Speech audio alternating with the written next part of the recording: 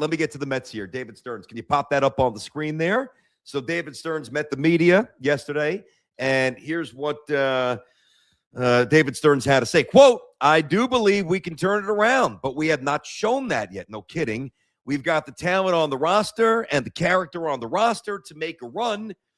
We'll get back to that in a minute. There's a lot of season left. That's true. I'm not going to say it's early. That's true. It's not. We're quarter into the season. True. It's not early anymore. True. But we have enough season left to make a run. True. I would agree with that. And I think we've got the talent and the character to do that. Where's the evidence of that? You got the talent and the character. What are you talking about? I mean, you basically have to say that because you're the one who just blew up the team and built it back up. I mean, so no general manager who is responsible for this overhaul is going to say, we suck and we're going nowhere and it's on me.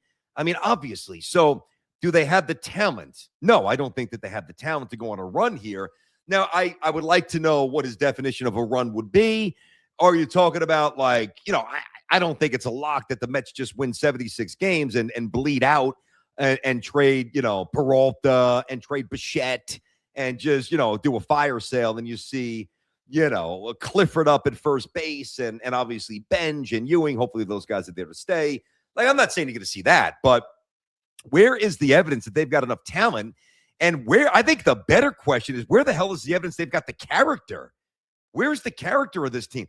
First of all, it's been, 40-ish games, whatever it's been. So I think it's a little bit too early to determine if the character is really good or really bad, and attach a level of definitiveness to it, if you will. I'm not even going to do that. I surmise that the character's not where it needs to be. I surmise that the talent, I strongly surmise that the talent is nowhere near where it needs to be. But I don't know.